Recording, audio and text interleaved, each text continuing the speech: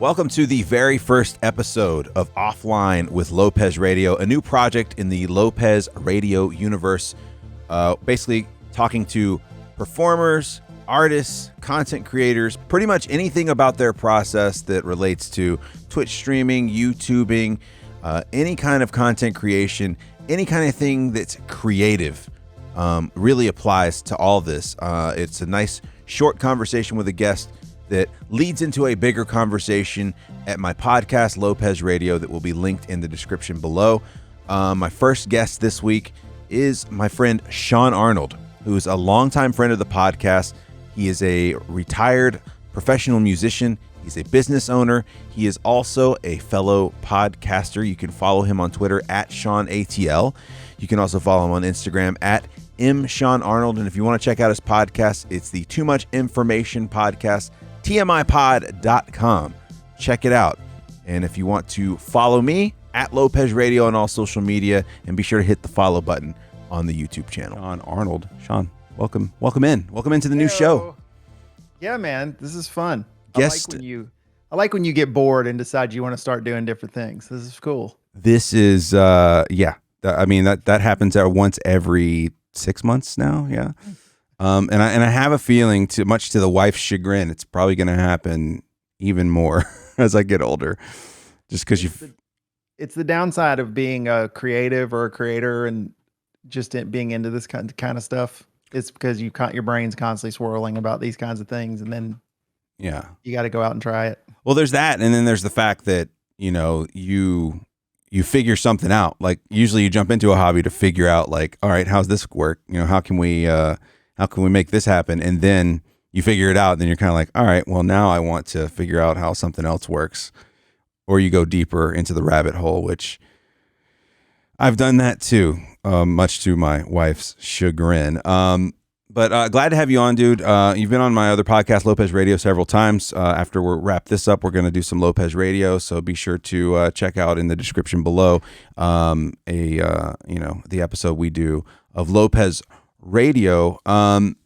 So basically, I started offline to talk about creating. Be that someone who's a musician, be that someone who, in your case, is a business owner. And then obviously we both know a lot of content creators on Twitch and YouTube and stuff like that. So it'd be kind of, hopefully what I want it to be is a revolving door of people who come through and just have something creative going on, be they a comedian or any of that kind of thing. Just something that involves a creative process, because I feel like, and you and I have talked about this several times, I feel like people who create things on a regular basis that aren't just like normal busy work or normal job type stuff, they are very temperamental, right? They've got a drive to go after something that maybe they're the only ones that end up liking it, right? Sure.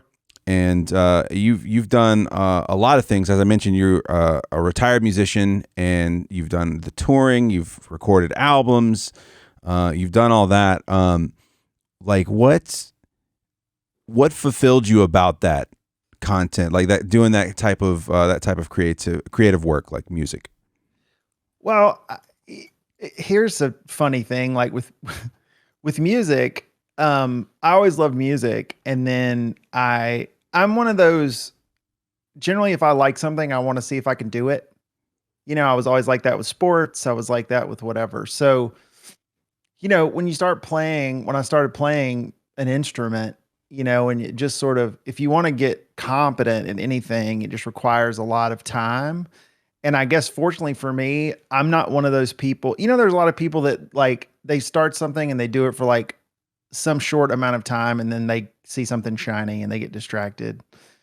No, I've never had that happen. I'm kind of the opposite. Like if I have some goals in mind, like I'm almost obsessive about getting to whatever that finish line is. And I almost like whatever the obsessive compulsive nature of putting it down and moving on to something else. I almost go the opposite and get really myopic and sort of, and so with music, I just, really got into it. And then frankly too, this sounds silly and people will laugh, but a lot of it was a social fulfillment.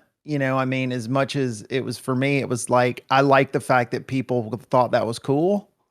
Yeah. And whether it was girls or, whatever. Then I found some deeper meaning in it later. So, I think when I first started doing it, my journey was really strange because of how it happened, because I got involved with a band that had already been doing it for a while. And then like a record deal came along, and my experience was not typical, right? Where, it all happens super fast, and it normally doesn't happen that way.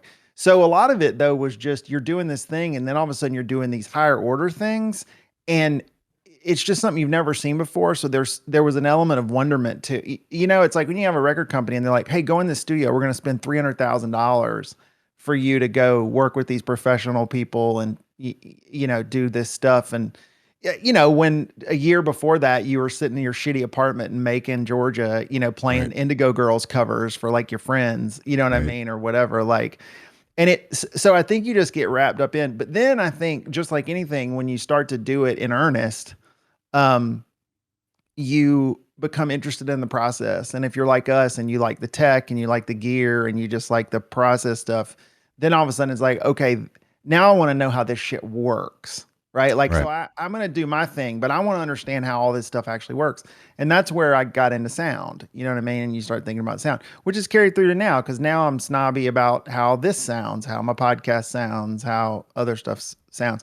So again, for me, it's just about like anytime I do something, I want to do it well. And I think the creative process scratches that itch of like, there's a thing that I like to do and I want to make sure that it's good. So I'm driven to invest time in making sure that it's quality. If I'm going to make something, it's going to be, and that's not for everyone. That's for me to be able to listen to it and go, I got what I was after. If that Yeah. makes sense. The external, I don't need the external sort of reinforcement at all. And I Right. think for me as a creator, that's what I always try to tell people that want to create. You've got to create because you like the process of creating. If your driver is like you want to be famous or you want to have a million, it's like you're probably going to have a really hard time. Like you've got to go every time I record a podcast, every time I sit down and play my guitar or record a song or do something, when I'm done with it, I feel good about what I made. Right. If people like it, that's just kind of bonus. Yeah. Does that make sense? Yeah, absolutely. It's doing so it's more of a self-fulfillment and not like I want to master this. I want to nail this, whatever this song is. I want to get it just right. And if the outside forces love it and it becomes a thing, then great. If not, fine. At least I know I did technically what I wanted to do with this piece of, content. Yes, 100%. The only caveat is if I do something for someone specifically, Mm-hmm. then that's a very small intended audience. Okay. Like an example is when you guys lost one of your dogs, like I did a song Sure. and sent it to you guys. And in that scenario, that's an outlier because in that case, you want the people to receive it. Like then you're thinking about how it's going to be received. Right. But in that scenario too, that scenario is really safe because even if it was terrible and awful or whatever, like you guys knew the point of it and it didn't have to be good. The idea was the thought behind it, not so much the nature of the content. Right. Right. Does that make sense? Yeah, absolutely. And it was awesome. Thank you again for that. I still think about that song. It's amazing. Being that you were touring and around other musicians, around a lot of big names, around a lot of obviously small names that a lot of people don't know, did you find that a lot of people felt the same way, or were some people clout chasers? Like, I just want to become bigger and better, and I have, and it was very little to do with what you were talking about. I mean, there were some of those people. I honestly think that those people tend to not be successful. Hmm. Right. So, I mean, I would say if you wanted to look at it from a majority standpoint, I think the majority of the people were making music because it was in their soul and they were sort of, and I hate this term, but it was whatever their truth was, like that was their outlet to be able to talk to people or to put stuff out there or to not self-medicate, but to self-treat, from a Right. psychological standpoint, you know what I mean? So, yeah, it was really mostly very honest. I think the ones where it wasn't are kind of some of you see now with the sort of overly manufactured kind of things in music. And to be frank, the people that are doing that, they're really just at that point you're more of a cog in the machine than I think the driver of the machine. Does that make sense? Yeah. Like it's sort of like being a guy that works in a cube and you're just one part of this really large mass of things that's making this end thing happen versus someone that's writing their own songs and sort of controls their own destiny and they're doing it because they, do their own thing. It's a little different. But most people I think they are, and most of the time, I mean, more so it's sometimes the outlier is more people that I think do it because they have to do it because their soul just says they have to do it. And there are a lot of people that do it because they don't think that there's anything else they can do because they don't think they're good at anything else. And that seems to be something that stretches across not just music, but like all kinds of creation, right? We know so many people who stream that feel stuck. We know people who we watch and we don't even know them, but you can watch them and see that they're stuck, right? And so it almost feels more like a sense of I'm trapped here.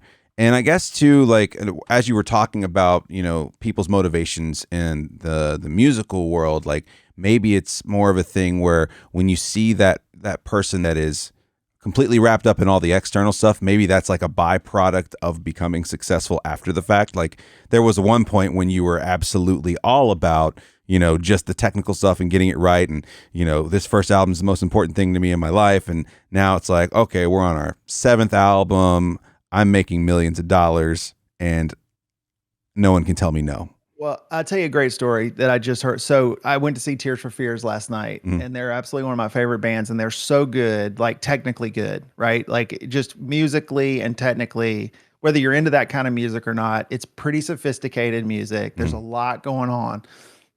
And though a lot of people, they were big in the 80s and 90s, they broke up, and they hadn't been together in like 16 years, right? And they had some problems with each other actually, and they didn't talk for like 9 years. And then they worked that out and they decided they wanted to make another record, right? Now they don't need money, right? They don't need any of that sort of stuff.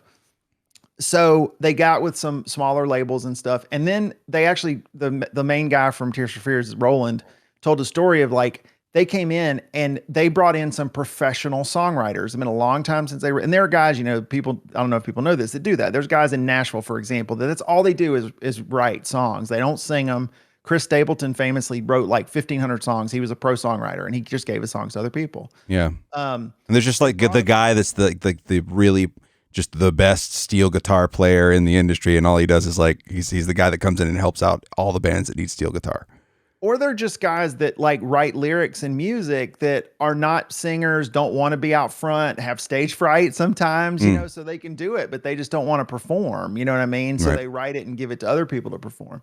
But anyway, so they started the process and they just couldn't, they were like, it didn't feel right. Like we've always done all of our stuff together. We did in the past. It obviously worked. I mean, we were one of the biggest bands of our generation. Sure. And now we're doing this thing. They left and they actually ended up using their own money to buy the stuff that they wrote and recorded with the co-writers just to bury it. Oh. Just so they could say, don't put this out, right? We'll reimburse you for everything you put. And then we can just burn this because we don't. And then they got 2 acoustic guitars and went off somewhere and locked themselves in a room and started writing again. And they just had a new album come out. It's one of their best albums. It's one of the best albums I listened to in a long time. And that's a band that is going on 40 years or whatever they've been doing it. But see what I'm saying? Like exactly what I'm saying, right? They did this organic. It was about, they wanted to have a voice. Had something they wanted to say. They had stuff they wanted to write about. And then when you get a little more sort of sterile about it, with these other people and it's not really your stuff because you're just trying to make a product. They thought that was the way to go, even after having done it for that long and been one of the biggest bands on the earth and did it. And we're just like, oh no, this is all wrong. Yeah. And they just canned it and went and did what they used to do, wondering if they could even still do it because it's been so long. Yeah. And I think turned out an unbelievably good album. I mean, it is a great record. Well, that's kind of crazy too, because like they could have very well been like, well, this is good enough. Some people will buy it, but people will show up at the shows and we'll play the hits and we'll be fine. Because I feel like, I mean, I don't want to say all artists do that as they get older, but you've been to a concert where, someone put out an album but you go there and they might play one song off that new album because they know what people show up for, right? And that's the thing that I don't think until someone's actually in that scenario, everybody can guess how they would be when they get to a point where it's like, well, I could just sit at home and play video games all day, you know, and not have to worry about paying my bills. But would you, right? Would you work? Would you create? Right. So that's the thing. The money motivator is really tricky. Right. And that's why I think sometimes it's hard if you just say, I'm just going to go attack this from a money making standpoint, because I think it's transparent. I think you can tell when people are doing that. But on the other hand, everybody's got to make money. Right. So, and a lot of times people are doing it because they do need it to be, there needs to be an economy attached to it. Right. So they can generate funds. So with them, it's very different. And I think no one really knows until if and when, or they get to a point in their life where they're like, well, I don't need money. So why am I doing anything? Right. Like, why am I doing the things that I do? Right. So I think that's more for me and you, where it's not our driver. So we obviously are doing it because we like it, because otherwise we're not making any money off it. Right. So it's like, what's the point of, or much money. Right. So it's like, what's the point of really getting at it? So that's why I think that underlying bit, and you can tell when people do get there, and you can sort of find the guys that are like, well, you know what? Like, they haven't squandered all their money from the big songs in the 80s, or they haven't, and their motivations for doing it are very clear, right? It's pretty easy to see. But I think you tend to get a truer product, and I try to encourage people to create. It's like, you've got to do this because you like making the thing. Yeah. Not because what you think the thing's going to do for you after the fact. Right. And I think that money thing is a big trap. Like it's the carrot on the stick for a lot of people, right? So they're like, oh, well, I mean, because just from podcasting, from doing streaming, I mean, I've had so many people like, I've been thinking about starting a podcast. How much do you make doing that? And I'm like, nothing. I'm like, people make money. Like, it's, if you're truly doing the thing that you want to do with your podcast, or with whatever it is you're doing, then that stuff you'll either not care that it's not bringing in money, and it will just fall into place if it wants to, when it wants to. Or there's some people who are just like, give it a year or a year and a half, and then if you don't feel like it's worth your while, then move on to something else, and there's nothing wrong with that. I think that a lot of people need to be told that, hey, if you've been plugging at this thing in hopes of getting some sort of income, in hopes of getting some sort of, I don't know, recognition for it, or getting bigger on YouTube, or getting a bigger following, and it's not working, there comes a point where you either need to just be happy with what you're doing or try something else. And there's no shame in that. I think there's a lot of people who feel like that's a loss. And I don't think that's quite true, because if you're enjoying it, is it really a loss? You know what I'm saying? Yeah, of course. Yeah, that's exactly it. And I mean, and again, I don't want to say either, if someone's listening to this that wants to be a creator, that there's anything wrong with wanting to have, again, an economy, right? Sure. To say, I'd like for it to make money. I just think that I always encourage people to just be really true to yourself and to what you want to make. And if that happens, then great. But if that becomes your only, because here's the thing, you're going to eventually hate it.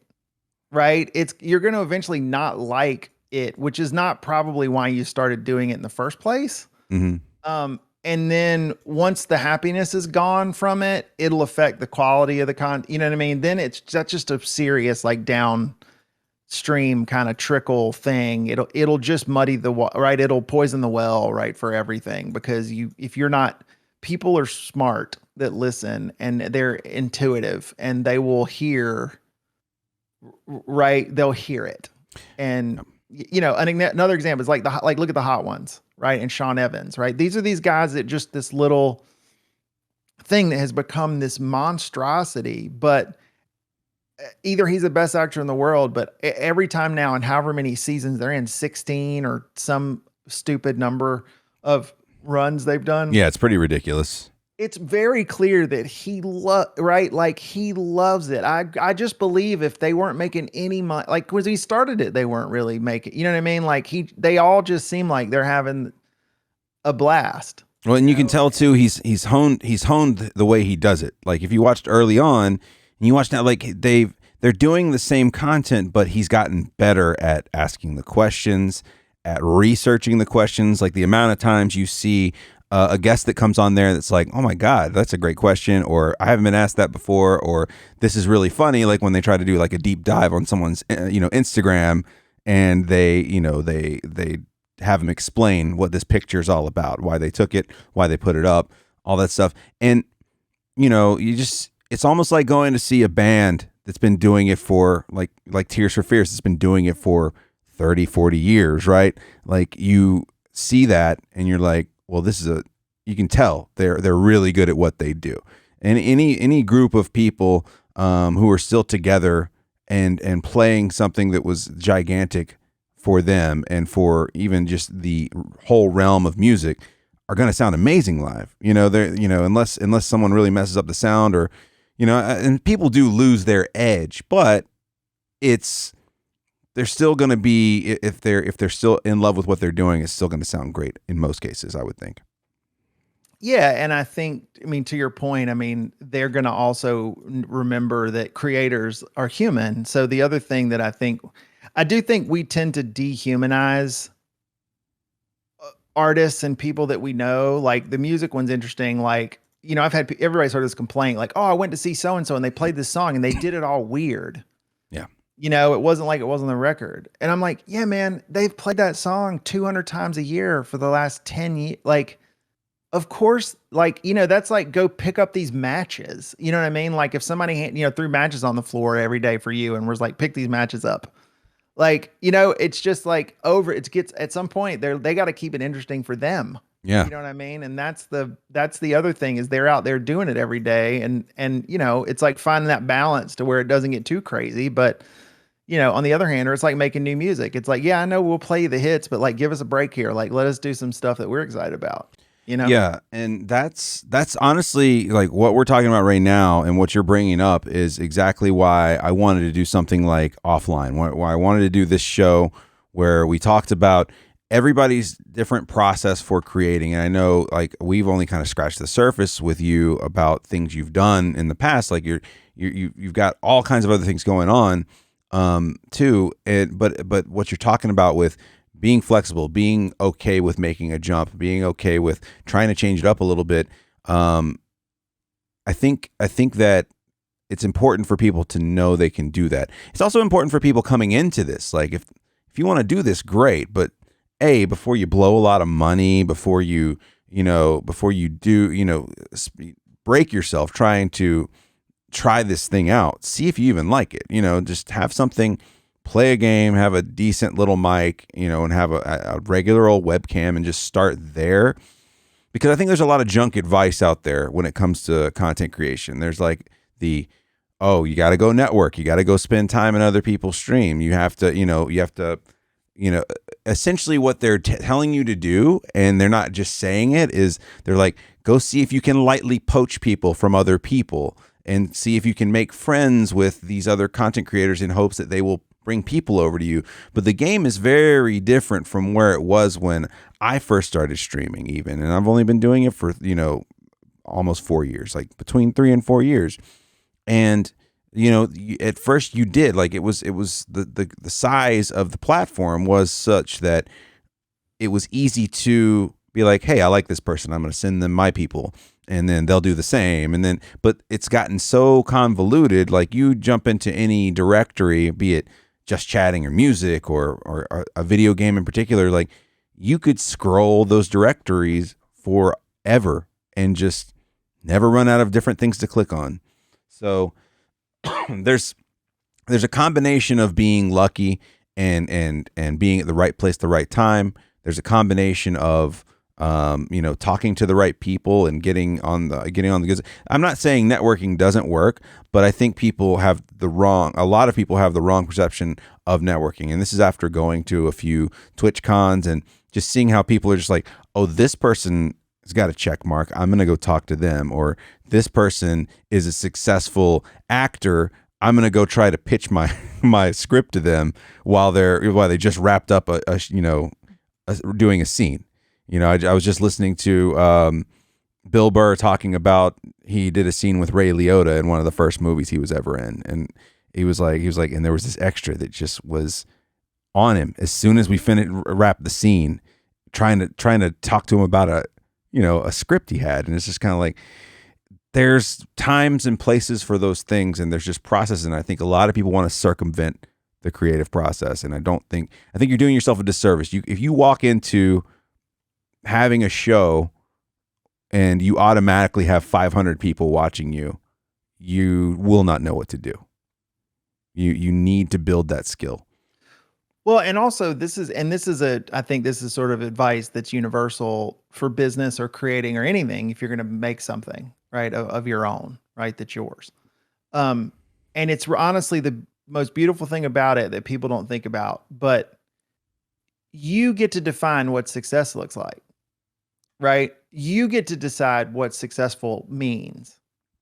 So I think people fall in a trap of letting other people define what success is supposed to be for them. Nobody can tell you what's successful for you. You got to be able to do that for yourself, first of all. Yeah. Second of all, and I see this a lot with business, especially with the younger generation, and I'm 47, right? So I'm probably a little bit on the older end of the spectrum for that, especially the Twitch world. But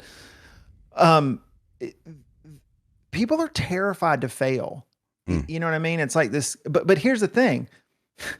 I get the fear of failure. I'm weird because I don't worry about failing very much, because I've always looked at failing as just an opportunity for me to figure out why I failed. So the next time I do something, the likelihood of me failing reduces every time. It's not like, it's like you failed 100 times trying to make a better light bulb. And it's like, how do you feel about failing? It's like, well, I didn't fail. I learned 100 ways to not make a light bulb. Right. So, but the point of that is that you get to set what success looks like. So you got to do that. So again, I think to your point, if you start and it's like, well, I'm not, if you go success is Shroud or Disrespect or Ninja or, you know what I mean? Like any of those guys, well, guess what? You're setting yourself up right from the jump to really be disappointed, right? Because even those guys would probably tell you there's some weird universal alignment of things to allow them to have gotten there. I mean, I think they're all pretty talented, but shit, there's some luck in the game, in the mix too, or just timing and all that stuff. So I just think if you say, so for me, it's like with podcasting, success is no shit. Did I get through the thing? Did I finish the interview and feel like, you know what I mean? I didn't lose my way very much. I didn't, and then the next tier of success is, did the guest have feel good about it? And then the next tier of success is, did I put it out and did anybody listen to it other than my family and my, you know what I mean? Then the next, so that's what's great is like, you've got to decide. If you don't set yourself up to where you're going to fail based on the criteria, you can win a lot, right? Because again, if winning is just getting it done, that's very controllable, right? Like right. I won today. You know why? I pushed go live.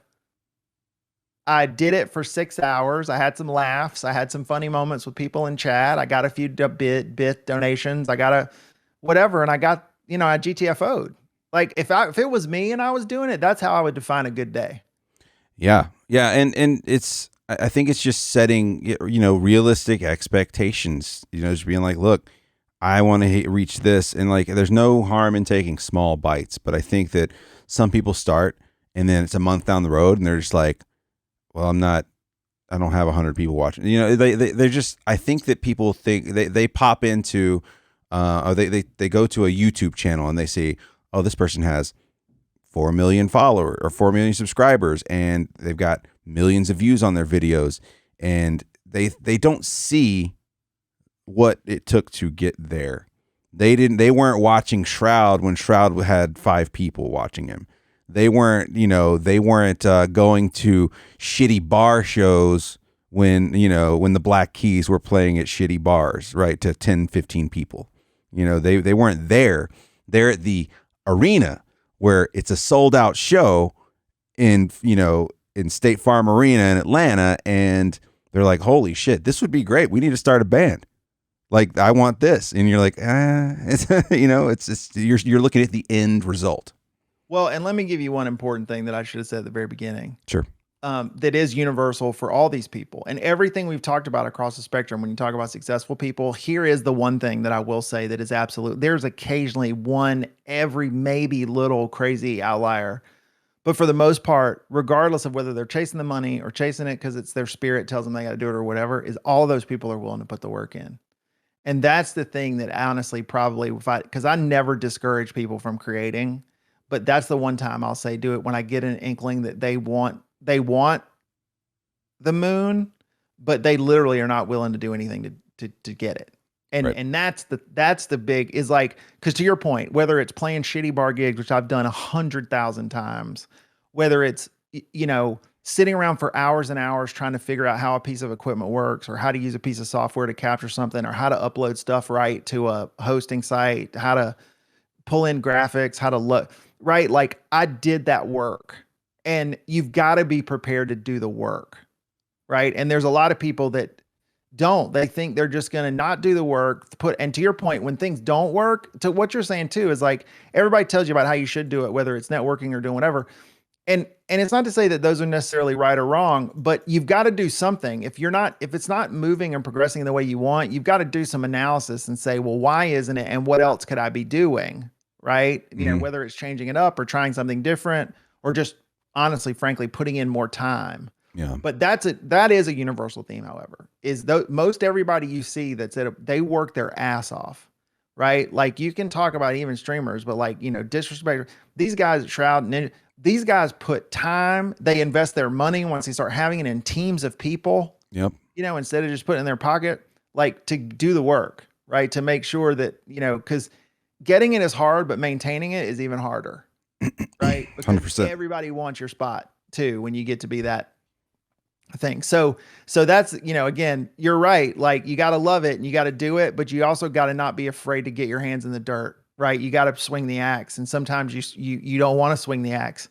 The last thing you want to do is go and sit down and go, oh my God, I don't want to edit this video for the next 3 hours. But if you got to get content out this week, you know what I'm saying? Like you're not going to be able to half-ass it and be successful. Right. So whatever it is, you better get after it. Yeah. And that's kind of, as we wrap this up, that's kind of the theme of what I want offline to be. It's, hey, I'm in doing my thing and I want, I'm putting out this persona, but then there's like the reality when you turn off the camera, when you turn off the stream, like what are you doing behind the scenes? So, you have things change in your life where maybe you have less time to do things. I had a kid, so I have less time to do things. And that doesn't make me upset. It just means that now I'm starting to shift more toward pre-recorded stuff I can do and not have to be live all the time, because I've spent a lot of time, streaming, and I took a little bit of a sabbatical from podcasting. I'm moving back toward it because that fits what I've got going on. You need to find what fits what you have going on, because you have to survive while you're pursuing your dream. Like you can't just, like when I see somebody who's just like, I'm going full-time streamer and they've got like an average of 20 to 30 people. And you're like, nah, man, you just had a couple of good months and that's not how it's going to stay. It's just in general, like, and just because you get that check mark you're looking for, just because you get monetized on YouTube doesn't mean that now you've made it. Now you've got a paycheck. It's like, no, now the work really starts. Now you got to keep going. So that's going to be kind of the general feel for offline in this show is what are creators and artists dealing with in reality? Like, are they, what's their process? We didn't even get into like what gives you jitters. How do you get past hurdles? But I'm sure you're going to be on again. We're going to talk more over at Lopez Radio after this. If you want to follow Shawn, you can follow him at Shawn ATL on Twitter. You can also check him out on Instagram at Shawn Arnold. And if you want to check out his podcast, the TMI Pod, TMIpod.com. I've been on there a few times and he's had some pretty cool guests on. So I highly suggest you checking that out. Shawn, we're going to go over to Lopez Radio. I appreciate you being on offline and being on the maiden voyage, so to speak. I'm excited and proud to have been a part of it. All right, guys. You can follow me at Lopez Radio, and you can check out the podcast at LopezRadio.com. Also, there will be links below in the description for the video. Have a great day, evening, week. Just go create something and be happy with it.